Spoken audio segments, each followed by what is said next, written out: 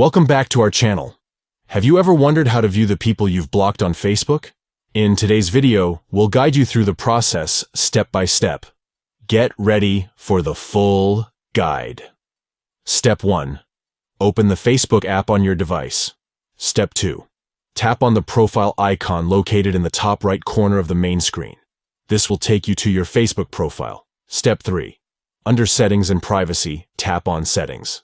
Step 4. Scroll down until you find Blocking. Tap on it to access your blocked list. Step 5. Congratulations, you've successfully reached the list of people you've blocked on Facebook. By following these simple steps, you can easily view the individuals you've blocked and manage your blocked list accordingly. Thank you for watching our full guide on how to view the people you've blocked on Facebook. If you found this video helpful, please give it a thumbs up and consider subscribing to our channel for more informative tutorials and guides.